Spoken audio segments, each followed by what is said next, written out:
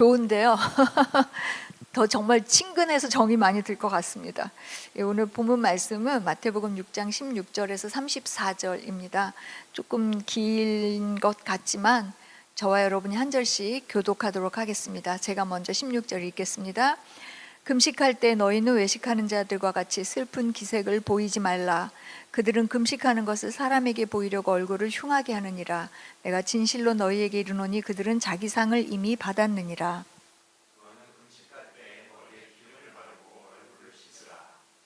이는 금식하는 자로 사람에게 보이지 않고 오직 은밀한 중에 계신 내 아버지께 보이게 하려 함이라.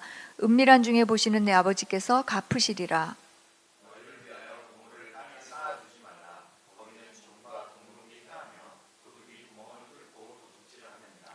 오직 너희를 위하여 보물을 하늘에 쌓아두라. 거기는 좀이나 동록이 하지 못하며 도둑이 구멍을 뚫지도 못하고 도둑질도 못하느니라.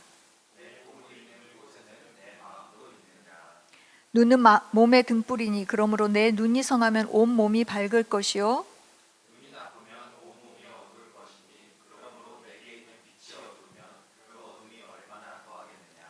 한 사람이 두 주인을 섬기지 못할 것이니 혹 이를 미워하고 저를 사랑하거나 혹 이를 중히 여기고 저를 경히 여김이라. 너희가 하나님과 재물을 겸하여 섬기지 못하느니라.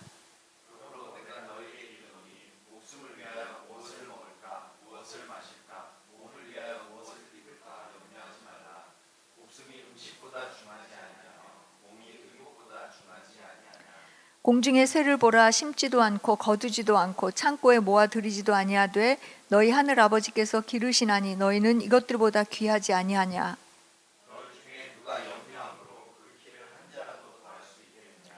또 너희가 어찌 의복을 위하여 염려하느냐. 들의 백합화가 어떻게 자라는가 생각하여 보라. 수고도 아니하고 길쌈도 아니하느니라.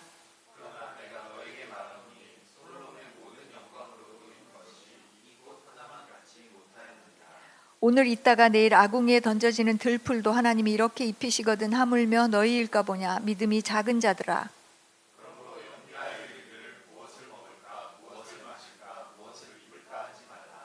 이는 다 이방인들이 구하는 것이라. 너희 하늘 아버지께서 이 모든 것이 너희에게 있어야 할 줄을 아시느니라.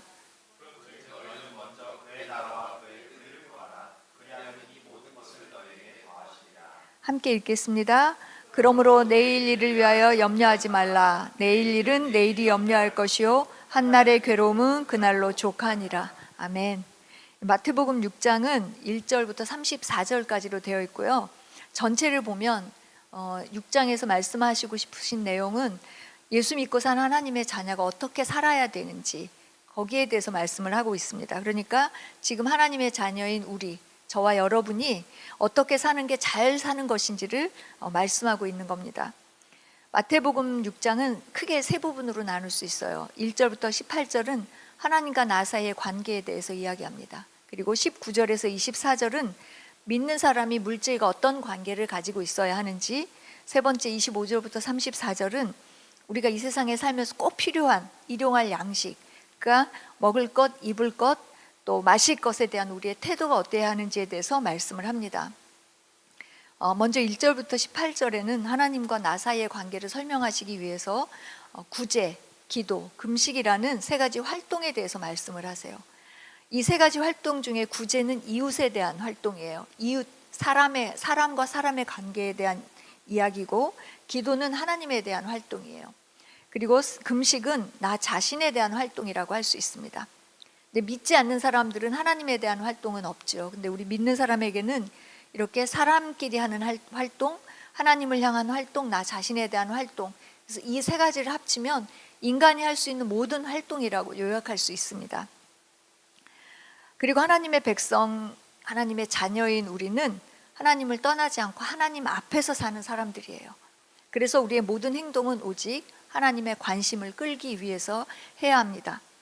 그래서 하나님 앞에 우리가 살고 있기 때문에 하나님만 우리를 도와줄 수 있는 분이거든요. 그 믿음을 여러분은 아마 다 가지고 계실 거라고 생각합니다. 그래서 오직 그 하나님의 관심을 끌기 위해서 이 활동을 해야 한다고 말씀하고 있어요. 그래서 우리가 구제할 때도 사람들에게 보이려고 하지 말고 은밀하게 하나님의 관심을 끌기 위해서 하라는 거고요. 기도해도 표내지 말고 그렇다고 막 어디 숨어 사라는 게 아니고요. 기도하는 것도 하나님의 관심을 끌기 위해서 해라. 이 말을 다른 말로 하면 흔히 이야기하는 우리의 중심을 들여서 하라는 겁니다. 소리를 내서 나 기도 많이 해, 나 몇 시간 하는 사람이야, 은근히 티내는 게 아니라 나는 티는 내지 않지만 중심을 가지고 하나님 앞에서 할 때 하나님의 관심을 끌 수 있다고 설명하고 있습니다. 그리고 이제 16절, 오늘 읽은 16절부터 18절까지 나오는 금식은 자기 자신에 관한 활동입니다. 이 금식 역시 하나님의 관심을 끌기 위해서 해야 합니다. 금식을 하면 어떤 유익이 있다, 금식은 이렇게 저렇게 하는 거다라는 방법을 알려주는 게 아니고요. 금식은 자기 부인, 자기 부정, 그래서 이 구체적인 표현이라고 할 수 있습니다. 내가 죽어지는 것에 대한 구체적인 표현이라고 말씀드릴 수 있어요. 자기 부인이라는 건 내가 나 스스로를 절대로 구원할 수 없어, 나는 구원할 수 있는 능력이 전혀 없는 사람이야, 이렇게 고백하면서 사는, 그렇게 자기를 부인하는 그런 사람이 예수를 믿게 된다는 이야기를 말씀하고 있습니다. 우리 전도도 해야 되죠. 이제 인카운터도 앞두고 있고, 이번은 뭐 그렇다고 치지만 앞으로 인카운터 때문에 전도하는 건 아니지만 전도는 어쨌든 해야 합니다. 근데 내 힘으로 전도하려고 해보면 경험이 있을지 모르겠어요. 전도하러 나갔는데 상대방하고 말다툼을 하게 될 때도 있고요. 아니면 다 받아는 줬는데 내 마음이 만신창이가 돼서 너무 마음이 상해서 돌아올 때도 있습니다. 근데 이때에도 이제 난 전도 못하겠어가 아니라 나는 주의 복음을 전할 수 있는 능력이 없는 사람이구나, 그래서 하지 말아야지가 아니라 하나님, 저는 주의 복음을 전할 수 있는 능력도 없어요, 제 스스로 할 수 있는 게 아무것도 없네요, 그래서 주님이 하셔야 돼요 라고 자기를 부인하면서 성령을 의지하는, 그래서 그 성령으로 더불어 복음의 열매를 맺게 되는 것이 전도입니다. 하나님은 이렇게 하나님의 관심을 끌기 위해서 전도에 대한 이야기도 말씀하십니다. 이것이 신앙생활의 원리고, 이 원리를 잘 알아야 나를 통해서 하나님이 어떻게 승리하시는지, 또 왜 그렇게 하시는지 이유를 깨달을 수 있습니다. 나를 부인하지 않고 내가 펄펄 살아가지고 내 마음대로 하면서 주님을 닮아갈 수 있다고 생각하는 동안은 주님이 왜 나에게 이런 일들을 일어나게 하시지? 왜 이런 환경을 주시지? 왜 이 사건을 통해서 역사하시는지, 그게 하나님의 선한 뜻이 왜 되는지 우리는 알 수가 없어요. 그래서 우리 믿는 성도들은 어떤 역경, 어려움, 환경이 닥칠 때도 하나님의 뜻이 없이, 혹은 하나님이 아무것도 모르시는 가운데 그런 일이 일어난다고 생각하지 않습니다. 그렇게 생각하는 사람은 벌써 불신앙인 거죠. 전지전능하신 하나님도 모르게 우리에게 무슨 일이 일어날 수 있겠어요? 사업이 실패를 하든지 병이 들든지, 혹은 다른 사람들이 나에게 무슨 욕을 하든지, 무슨 일이 벌어지든지 그 모든 것이 다 하나님의 뜻 가운데, 하나님이 알고 계시는 중에 하나님의 승리 가운데 일어난다는 걸 인정하고 믿는 것이 바로 우리 믿는 사람들이 행할 바입니다. 그런데 하나님이 왜 그런 환경을 허락하시는지 알지 못하면 그런 환경이 올 때 거기에 대한 올바른 반응을 내가 보일 수가 없어요. 그래서 하나님이 축복하기 위해서 그런 환경을 주심에도 불구하고 나는 아무런 축복도 받지 못할 뿐만 아니라 오히려 그런 기회조차도 놓쳐버리는 경우를 참 많이 보아왔습니다. 지난해 초에요. 이제 올해 2026년이 됐으니까 지난해 초 한 2월인지 3월인지 정확히 모르겠습니다. 어떤 집사님으로부터 남편이 전화 한 통을 받았어요. 남편이 운전 중이어서 이제 스피커폰을 켜고 전화 통화를 하더라고요. 그래서 저도 자연스럽게 듣게 됐죠. 이제 평소에 그 집사님이 아주 싱거운 농담을 잘하시는 분이었어요. 그러니까 남편이 아주 반갑게 받았어요. 근데 그분이 하는 말은 저희 부부를 향한 말이었는데 억지 말처럼 너무 황당했어요. 그리고 좀 억울한 내용이었어요.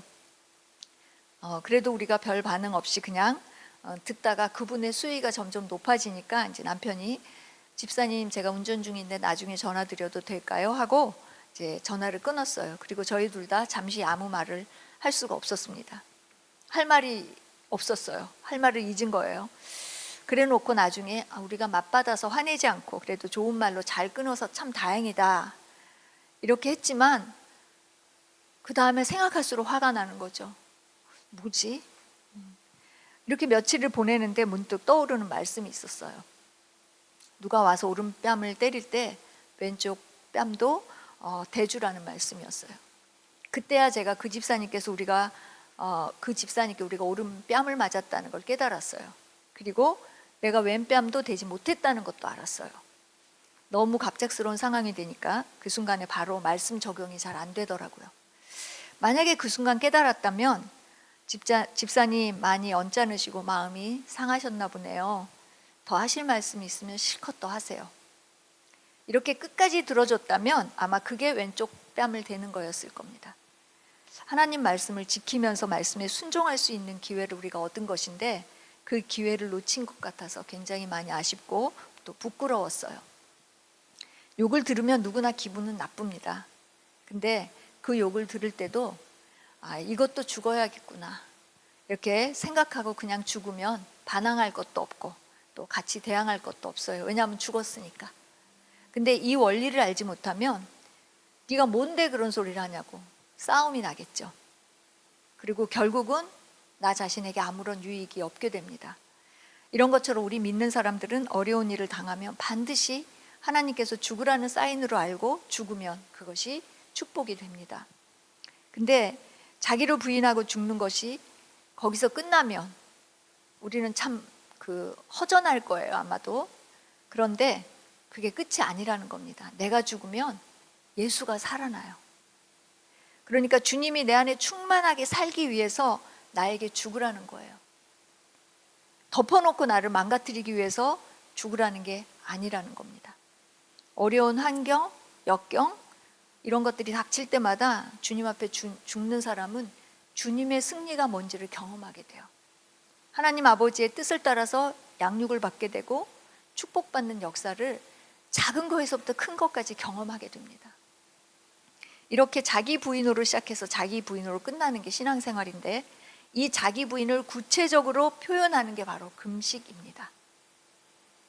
기운이 없고 먹을 것이 없고 맥이 빠지고 기운이 빠지고 그러면 사람들은 이제 자기를 많이 낮추게 돼요.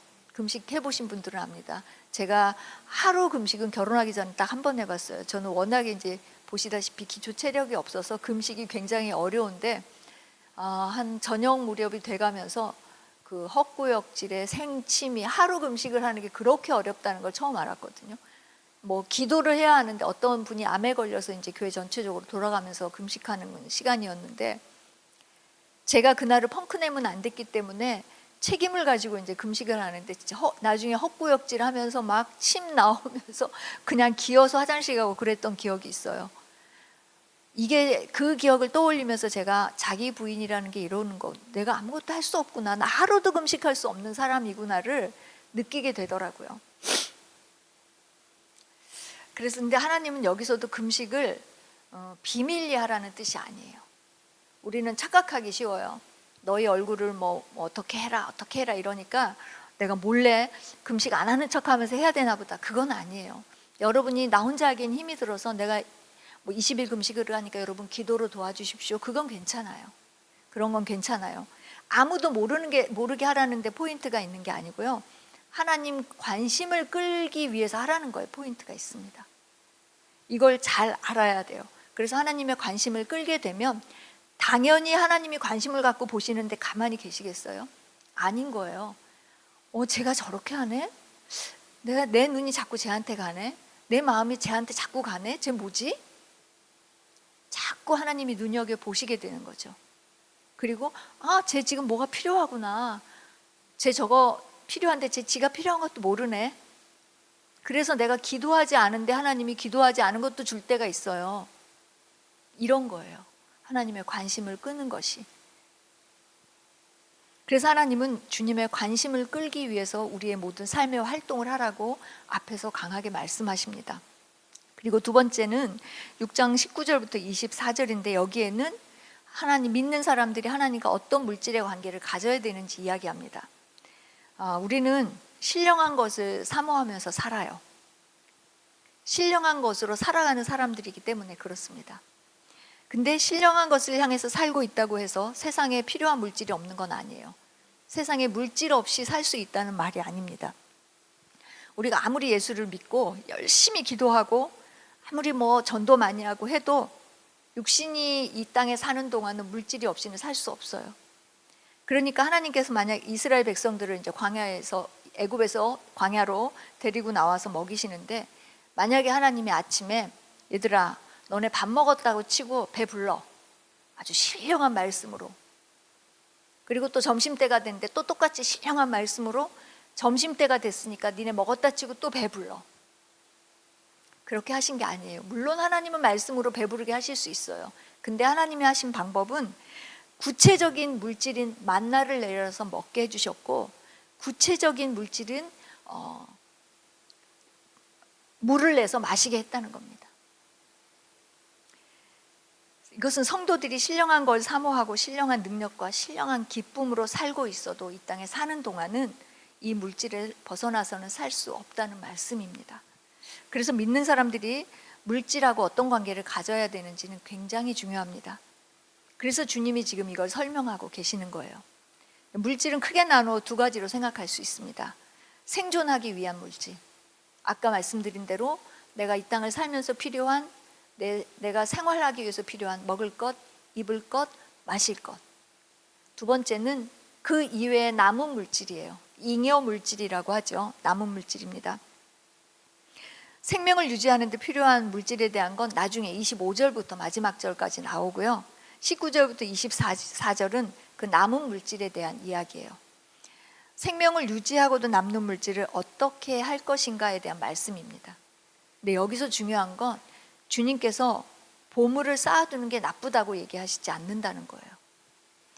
우리 입장에서 하나님은 보면 너희를 위하여 보물을 땅에 쌓아두지 말라고 말씀하세요. 그런데 20절에 오직 너희를 위해서 보물을 하늘에 쌓아두라고 하십니다. 쌓아두지 말라는 말씀이 있는 반면에 쌓아두라는 말씀도 있어요. 네, 그래서 주님은 우리에게 물질을 소유하는 마음, 소유하고자 하는 것, 더 좋은 것 갖기 원하는 마음 자체를 나쁘다, 그것이 죄다 이렇게 말씀하지 않으세요. 주님이 말씀하는 건 물질을 쌓아두면 안 돼, 물질을 포기해가 아니라 더 좋은 걸 갖고 싶어 하고 더 많은 걸 가지려고 우리가 애를 쓰는데, 우리가 진짜 그렇게 원하는 것, 진짜 우리가 갖고 싶어 하는 걸 너네가 정말 소유하는 그 방법을 가르쳐 주는 것에 주님의 관심이 있는 거예요. 그래서 우리에게 아예 갖지 말라는 게 아닙니다.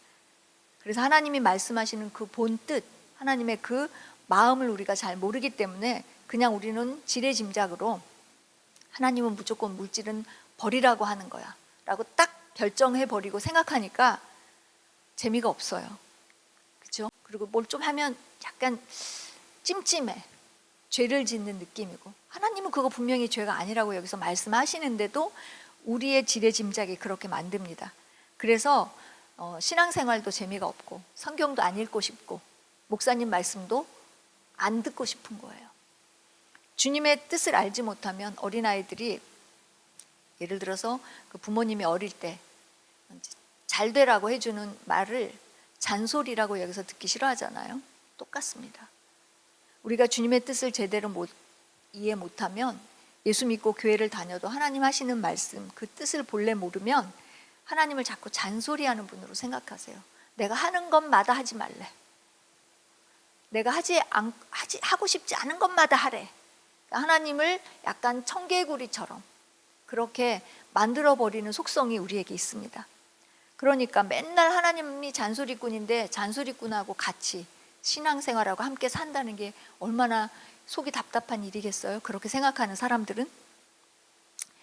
네, 주님은 우리가 그렇게 귀하게 생각하는 물질을 쌓지 말아라, 절대 가지면 안 돼 하는 게 아니고, 우리가 원하는 물질이니까 그 큰 물질 갖고 싶어 하는 걸 진짜 제대로 가질 수 있는 방법을 알려주시는 거예요.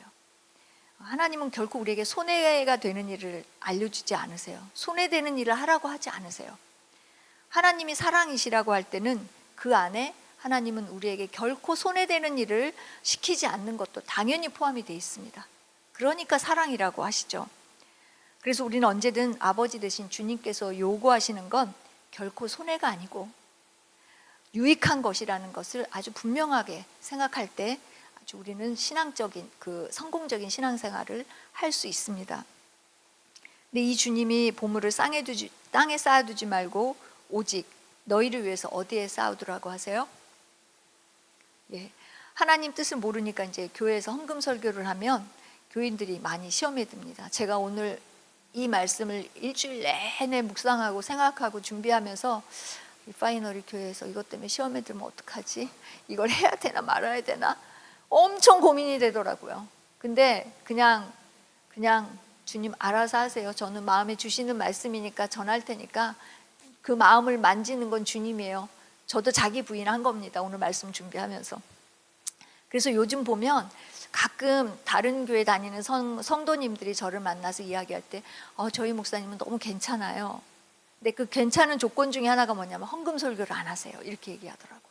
근데 어쩌다 만나는 게 아니라 자주 만나요. 헌금 설교를 하지 않는 목사님을 굉장히 젠틀하다고 말씀하시더라고요. 그분은 그게 진짜인 거예요. 이해는 가요. 그 물질로 사고치는 목사님들이 더러더러 매스컴에 나오니까 아마 그럴 거예요. 근데 저는 그 얘기를 들을 때 네. 그리고 들어는 드리지만 제 마음속에는 그 목사님은 성도가 물질의 축복 받는 걸 원하시나? 성도가 물질 축복 받기를 원한다면 어떻게 물질 헌금에 대한 설교를 안 하실 수 있지? 사람들에게 젠틀해 보일 수는 있지만 성도들이 물질 축복 받는 길을 가로막고 있는 목사님인데 라는 생각을 혼자 합니다. 그래서 저도 여러분에게 가로막지 않으려고 담대하게 이 말씀을 준비했습니다. 하나님을 위해 헌금하라는 말씀은 성경 어디에도 없어요. 여러분이 한번 시간 되시면 AI를 통해서 한번 찾아보세요. 한 군데도 없습니다. 하나님을 위해서 11조 해라, 하나님을 위해서 건축 헌금해라, 하나님을 위해서 감사 헌금해라, 어디에도 단 한마디도 없어요. 성경은 오직 너희를 위하여 헌금하라고 말씀하십니다. 하나님 부족함이 없어요. 하나님은 우리의 도움도 필요하지 않으십니다. 전도할 때도 마찬가지예요. 하나님께서 인간을 구원하실 방법이 없어서 우리한테 전도하라고 시키는 게 아니거든요. 우리가 굳이 전도하지 않아도 되면 성경에 그렇게 전도하여라 한 영혼 그 이사야를 그냥 거기다가 내보내려고 하는 그런 이야기들이 성경에 없어요. 근데 만약에 하나님이 천사를 통해서 전도를 하기로 작정을 하시면 이건 그냥 우리의 생각이죠. 천사에게 몽둥이 하나 주고 너 이거 가져가서 안 믿는 사람 다 믿게 해. 그럼 천사가 가지고 와서 몽둥이 딱 들고 너 오늘 예수 안 믿으면 하나님 안 믿으면 너 이걸로 내가 팰 거야. 누가 안 믿을 수 있을까요? 사람이? 다 믿을 거예요. 근데 하나님은 천사를 동원하지 않으세요. 성령께서 직접 어떤 감동을 주셔서 막 혼자 역사하시지도 않으세요. 이 전도는 꼭 사람을 통해서 하십니다. 근데 그 원뜻, 제가 하나님의 원뜻이 중요하다고 아까 말씀드렸잖아요. 원뜻은 천사가 아닌 우리 인간에게 하나님이 상급 주고 싶으시기 때문에 그렇습니다. 그러니까 전도하라는 말은 하나님을 위해서 하라는 말이 아니고 결론은 나를 위해서 하라는 말씀인 거예요. 이 전도하라는 말을 나를 위한 것으로 듣지 못하는 사람은 올바른 신앙생활 하기가 어렵습니다. 왜냐하면 나를 위한 건 줄 모르는 사람은 교회가 자기에게 푸시한다고 생각해요. 그래서 교회가 싫어지죠. 그래서 난 교회에서 상처받았다라고 생각할 수도 있습니다. 근데 아까 말씀드린 것처럼 하나님은 완전하시기 때문에 부족함이 없어요. 우리 인간이 믿어도 그만이고 하나님께는 안 믿어도 그만이에요, 사실. 이 세상 모든 사람이 아무리 예수를 인정하지 않아도 그건 그냥 땅에서 인간끼리 우리끼리 하는 얘기지 하나님 영광에는 조금도 손상이 없습니다. 만약에 우리가 전도 안 해서 무슨 손상이 하나님께 간다면 그건 하나님이 아니죠. 하나님은 하나님이시기 때문에 그 영광이 너무나 완전하거든요. 그 완전한 영광을 우리가 알고 독생자를 하나님이 주셨으니까 믿고 영생을 받아라 이렇게 말씀하시면 그거 나를 위한 말씀이구나, 나를 위해서 이렇게 하시는구나, 나보고 영생하라고 영원토록 그 좋은 하늘나라에서 잘 살라고 이렇게 말씀하시는 거구나 라고 생각이 될 때 우리는 기쁜 마음으로 예수를 믿고 신앙생활을 할 수 있게 됩니다. 예수를 믿는다는 뜻은 이 세상이 어느 때가 됐을 때 소돔과 고모라처럼 하나님 심판 앞에 망할 수밖에 없다는 걸 믿는 거예요. 그런데 그걸 믿는 사람들이 이 소돔과 고모라의 집 한 채라도 더 가지고 있고 싶어서 더 사둘 생각하는 건 진짜 얼마나 어리석은 생각이에요. 제가 이 생각이 들면서 너무 헛되고 헛되다라는 그 전도서의 말씀이 많이 생각이 나더라고요. 진짜 어느 때인지 모르지만 주님이 오실 때 우리는 때가 됐나 봐 흔히 말하는데, 때가 되면 이 땅은 진짜 소돔 고모라처럼 다 망해버릴 텐데 여기다가 그 몇백억 몇십억 단돈 몇 억짜리라도 사놓고 나 잘 산다고, 난 이제 됐다고, 아니면 그것도 모자라서 더 필요하다고 집 한 채 더 사야 된다고, 이때가 때라고 기회라고, 그게 과연 똑똑할까요? 그래서 하나님은 망할 곳에 보물을 쌓지 말고 너희를 위해서 영원히 망하지 않는 그 하늘에 쌓으라는 그 진리를 지금 우리에게 말씀해 주고 있습니다. 하나님은 땅에 보화를 쌓아두는 것과 하늘에 쌓는 그 결과를 비교해 보면 사람들이 땅에 이 보물을 소유하기 위해서 쌓아두는데, 땅에다 보화를 쌓아두면 좀과 동록이 먹는다는 거예요. 소유하기 위해서 땅에 쌓아두지만 결과적으로는 없어지는 거죠. 그러니까 사람들은 아주 튼튼한 금고가 있어서 거기에 넣어두면 걱정이 없다고 그래요. 주님 걱정하지 마시라고, 저는 여기 금고에다 쌓아두겠다고 그렇게 이야기해도 천국 갈 때 단 하나도 가지고 가지 못한다고 주님은 말씀하십니다. 그리고 하늘나라에 쌓는 것이 실제로 소유할 수 있는 방법이고 진짜 길이라는 겁니다. 그래서 우리 예수 믿는 사람들은 하늘나라에 투자하는 사람입니다. 예수 믿고 이 세상에 산다는 건 나의 시간, 나의 재능, 나의 에너지, 나의 재물, 나의 모든 것을 하늘나라에 투자하는 겁니다. 하늘나라 갔을 때 보상받을 걸 예상하고 생각만 해도 막 기분이 좋지 않나요? 내가 여기는 집 한 채 없지만 통장을 열어봐도 단돈 한 푼도 없지만 하늘에 있으면 내가 얼마나 좋아. 가끔 엄청난 저는 위로를 느끼거든요. 제가 어디 선교를 나가고 제가 어디 조금 생겨서 감동이 와서 특별한 헌금을 드릴 때 저의 적금 통장이 있어요. 제 마음에 하늘나라의 적금 통장. 그럼 하나님이 도장 찍으셨겠지? 그럼 난 가서 이거 받을 수 있네? 라는 생각을 할 때가 있거든요. 엄청난 위로가 돼요. 여기서는 제가 아무것도 없지만. 근데 이 보화를 하나님 나라에 쌓아두는 걸 21절에서 이렇게 설명을 하세요. 네 보물이 있는 그곳에 네 마음도 있다. 주님은 나의 보물이 있는 그곳에 제 마음이 있다고 하십니다. 우리 인간은 누구를 막론하고 이 물질을 다 귀하게 생각합니다. 그래서 사람들은 자기 생명 다음으로 물질을 가장 귀하게 생각해요. 그래서 자식과도 돈 때문에 고소하고 법정 싸움을 하게 되기도 하고요. 돈 있는 사람들은 거의 수순인 것 같더라고요. 돈 좀 제법 있는 사람들은.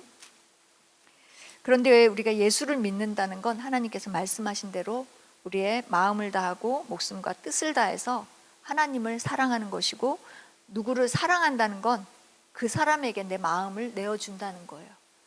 근데 우리가 하나님을 사랑하면 하나님께 우리 마음을 드리는 건 당연하죠.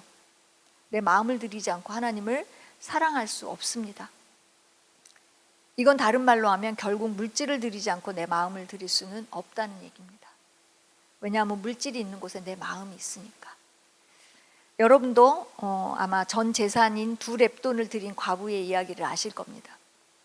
이건 주님 앞에 얼마를 드리냐가 아니라 얼마를 내가 남겨놓고 헌금했느냐에 대한 말씀입니다. 얼마나 많이 혹은 얼마나 적게 드렸냐라는 액수의 문제가 아니고, 주님은 너가 얼마를 남겨두고 하나님 앞에 드렸니? 라고 물으시는 겁니다. 어떤 사람들이 가끔 그 물질을 초월한 것처럼 그렇게 이야기할 때가 있어요. 하나님 앞에 진심을 드리면 되지 뭐 꼭 그렇게 헌금을 드려야 되냐고 말합니다. 이건 저희를 들어가 보면 무슨 이유를 대서라도 헌금하지 않고 싶어서 그러는 거예요. 조금이라도 덜할 핑계를 찾으려고 애를 쓰는 겁니다. 결국 그 사람은 하나님을 조금이라도 덜 사랑하려고 애쓰는 것과 같습니다. 물질을 만약에 그 사람이 중요하게 생각하지 않았으면 하나님 앞에 금방 다 드렸을 거예요. 왜냐하면 중요하게 생각하니까 자꾸 그런 이유를 붙여서 안 드리려고 애를 쓰는 거거든요. 근데 하나님이 무엇이든지 우리를 위해서 하신다는 걸 제대로 알고 믿으면 우리의 생각과 행동도 달라질 겁니다. 하나님은 욕심이 참 많으세요, 어떻게 보면. 왜냐하면 항상 하시는 말씀이 무엇에서 얻으려고 하면 그 이익이 30배부터 시작입니다. 30배, 60배, 100배. 욕심이 굉장히 많으신 분이에요. 우리하고는 차원이 다릅니다. 우리는 뭘 투자해서 한 2배가 됐다고 해도 엄청나게 생각하잖아요. 내가 100만 원어치 주식 샀는데 200만 원 됐어. 제 아는 지인이 그러더라고요. 무슨 주식을 샀는데 뭐 엄청 올랐대요. 그래서 내가 얼마치 샀는데 그랬더니 300만 원어치 샀대요. 그래서 진짜 600만 원 됐네? 와, 많이 됐다. 그치 막 이러는데 제 마음에 그럼 30배면 얼마가 되는 거지? 가 됐어요. 300만 원에 30배면 얼마인가요? 네. 우리는 2배를 가지고도 그 호들갑을 떨고 난리를 치는데 하나님은 최소한이 30배예요. 우리와는 차원이 다릅니다. 그러니까 우리 리파이너리 교회 성도님들은 정말 여러분 자신을 위해서 아낌없이 주님 앞에 물질도 드리고 또 주님의 사역을 위해서 헌금도 하고 이것이 여러분이 사시는 목적이 되고 제일 지혜로운 길이라는 것을 믿으시고 그런 생활을 하시기를 예수의 이름으로 부탁을 드립니다. 그런데 이런 축복된 말씀을 듣고 실행할 수 있는 사람이 누구인지, 그 사람이 어떻게 그렇게 살 수 있는지를 22절부터 23절에서 설명하세요. 제가 그냥 읽을게요. 눈은 몸의 등불이니 그러므로 내 눈이 성하면 온 몸이 밝을 것이요 눈이 나쁘면 온 몸이 어두울 것이니 그러므로 내게 있는 빛이 어두우면 그 어둠이 얼마나 더하겠느냐. 우리 눈이 등불과 같다는 겁니다. 집에 등불이 밝으면 집이 환해서 내가 뭐 어디로 가야 되고 어느 물건이 어디에 있는지 금방 다 알아요. 근데 만약에 어두우면 캄캄해서 어디에 뭐가 있는지 모르니까 넘어지기도 하고 물건을 쓰러뜨리기도 하고 하면서 여러 가지로 엉망이 될 겁니다. 이런 것처럼 우리 눈이 성하면 우리 몸이 밝아질 거고 눈이 성하지 않으면 온 몸이 어두울 거라는 거예요. 근데 여기서 눈은 쉽게 이야기하면 관점을 뜻합니다. 세상과 사물을 보는 관점을 눈에 비유하시면서 지금 말씀하시는 거거든요. 사물을 똑똑히 보면 그건 마치 등불이 밝은 집 같아서 온 집안이 다 밝은데 사물을 제대로 보지 못하면 온 집안이 다 어두운 것처럼 내가 어디에서 뭘 해야 할지 어디에 무엇이 있는지 제대로 알지 못한다는 겁니다. 근데 불신자들은 이 관점이 우리와는 아주 다르죠. 이들의 관점은 이 세상만 있다고 여기가 끝이라고 보기 때문에 하나님 말씀과는 전혀 반대입니다. 하나님이 계시지 않는다는 게 그들의 관점이기 때문에 그 눈이 잘못되어 있고 그러니까 사망 지옥을 향해서도 막 달려가면서도 그게 잘 사는 길인 줄 아는 겁니다. 관점이 잘못되어 있으니까 어디 가는지 모르는 거죠. 근데 우리 믿는 사람들도 예수를 믿어도 관점이 잘못되어 있으면 신앙생활을 제대로 하기 어렵습니다. 관점이 올바르면 주님께서 헌금해, 11조해, 건축 헌금해, 전도해, 네가 그렇게 싫고 너를 너무나 괴롭히는 사람이지만 그를 용서해. 그 말씀이 나를 위해서 하시는 말씀이라는 게 깨달아지기 때문에 올바른 관점이 있으면 그대로 할 수 있습니다. 너희가 나를 위해서 목숨을 버리면 영원한 생명을 얻어. 이 말씀이 영원한 면류관을 나에게 주시겠다는 말씀으로 그 관점이 확실해지기 때문에 순교도 할 수 있는 겁니다. 이렇듯 신앙생활을 잘 할 수 있느냐 잘못하냐 하는 건 관점의 문제인데요. 이 관점을 가지고 24절을 보면 한 사람이 두 주인을 섬기지 못한다고 이야기합니다. 주님의 말씀은 소유하고자 하는 본능은 다 괜찮아, 다 좋아. 근데 뭘 가장 먼저 소유해야 하는지, 소유하고자 하는 우선순위가 중요하다는 걸 말씀합니다. 다시 말하면 하나님을 먼저 소유하라고 말씀하세요. 하나님 먼저 소유하려는 사람은 하나님을 얻기 위해서 그보다 덜 중요하다고 생각하는 물질을 드릴 수 있다는 말씀입니다. 절대로 인간은 하나님과 재물을 동시에 섬길 수 없어요. 두 주인을 섬기는 자는 하나님이 원하지 않으시거든요.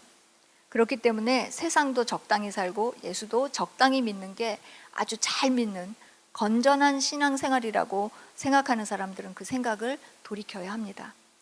일편단심, 죽어도 하나님 한 분만 섬기는 그 사람을 주님이 원하십니다. 그리고 내가 하나님을 소유할 때 하나님 속에 만물이 다 있으니까 모든 것이 내 것이 됩니다. 19절에서 24절까지는 우리가 생존하는 데 필수적인 물질 말고 이제 그 이상에 대해서 우리와 어떤 관계가 되는지를 지금 말씀을 드렸는데요. 25절부터 34절까지는 꼭 필요한 생존을 위해 필요한 말씀에 대해서 이야기합니다. 결론은 염려하지 말라는 겁니다. 너희가 생존을 위해서 필요한 물질에 대해서는 염려하지 말라는 겁니다. 근데 한 가지 기억해야 할 것은 주님께서 먹을 것, 입을 것, 마실 것 염려하지 말라는 말씀이 이것을 위해서 노력하지 말라는 뜻은 아니에요. 성도님들 중에 이거 염려하지 말라고 했으니까 나는 이거는 하나님께서 주실 때까지 그냥 기다리고 나는 복음만 전하면 되겠다 작정하고 기도하고 매일 그냥 전도하고 돈 벌 생각은 안 하고 그러면 그 사람은 굶을 수밖에 없어요. 왜냐하면 하나님은 우리 인간에게 이미 먹을 것, 마실 것, 입을 것에 대한 생각을 할 수 있는 지혜도 주셨고 그걸 정복할 수 있는 능력도 주셨어요. 그래서 염려하지 말라고 하는 겁니다. 우리가 염려하지 않아도 되는 이유를 25절부터 34절까지 얘기하는데요. 첫 번째는 25절 30부터 30절까지 새와 드레핀 백합화의 비유를 말씀하세요. 새하고 꽃에게는 주시지 않은 게 있어요. 근데 우리는 심을 수도 있고 거둘 수 있고 창고에 들을 수 있는 지혜와 총명까지 주셨기 때문에 새와 꽃에게는 그런 걸 주시지 않았다는 거예요. 근데 우리 인간에게는 다 주셨기 때문에 그걸 다 주신 하나님 같은 좋은 아버지가 계시기 때문에 하나님이 주신 재능과 능력을 가지고 열심히 이루어가면서 하나님께 맡겨두라는 말씀입니다. 그리고 염려하지 말아야 될 두 번째 이유는 31절부터 33절에 나옵니다. 더 크게 염려해야 될 것이 있다는 거예요. 더 크게 염려해야 될 건 하나님의 나라와 그 의라는 겁니다. 우리가 정말 고민하고 기도하고 해야 될 것은 내가 뭘 먹지, 내가 뭘 입을지가 아니라 하나님의 나라와 하나님의 의라는 겁니다. 그래서 우리에게 필요한 것은 염려하지 말라는 거고요. 세 번째는 염려하는 게 아무 소용이 없다는 거예요. 우리가 염려하는 걸 생각해 보면 앞으로 있을 미래에 대한 일들이에요. 근데 하나님은 내일에 대한 걸 네가 아무리 연구하고 고민해도 너는 답을 찾을 수 없어. 머리카락 하나도 네가 어떻게 할 수 없잖아. 키에 한 요만큼도 자라게 할 수 없잖아. 그것이 너의 한계잖아. 그러니까 오늘 그냥 할 일을 하고 내일이 되면 또 내일 할 일을 해. 걱정은 하지 말고. 그렇게 하나님께 맡겨두면 하나님이 해주신다는 말씀입니다.